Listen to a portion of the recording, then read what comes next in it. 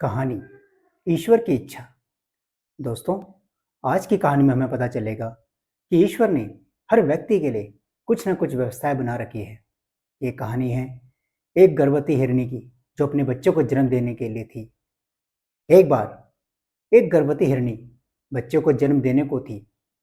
वो एकांत जगह की तलाश में इधर से उधर घूम रही थी कि उसे नदी किनारे ऊंची और घनी घास दिखी। उसे वो उपयुक्त स्थान लगा शिशु को जन्म देने के लिए। वहां पहुंचते ही हिरनी को प्रसव पीड़ा शुरू हो गई।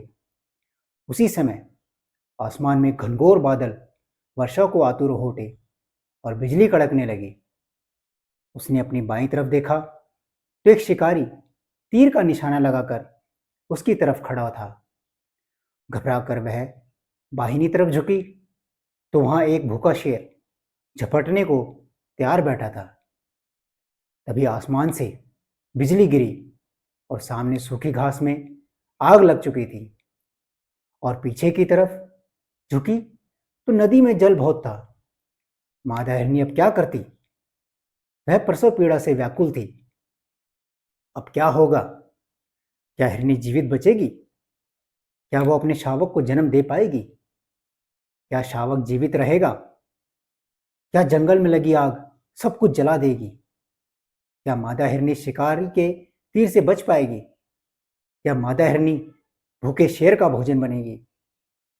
वो एक तरफ आग से घिरी थी तो पीछे नदी थी। अब क्या करेगी बेचारी हिरनी? हिरनी अपने आप को शून्य में छोड़ अपने बच्चे को जन्म देने में लग गई।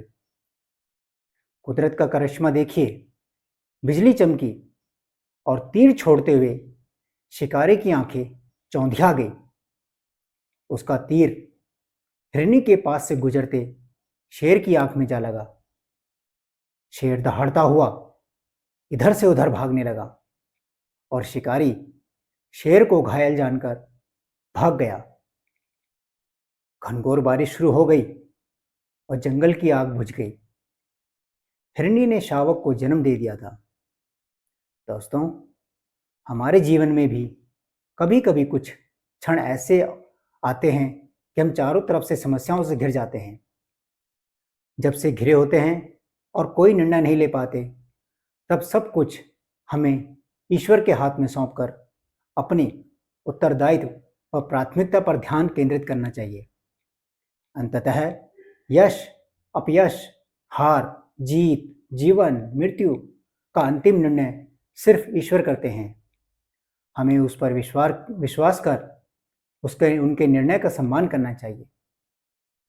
कुछ लोग हमारी सराहना करेंगे तो कुछ लोग हमारी आलोचना करेंगे, लेकिन दोनों ही मामलों में हम फायदे में हैं।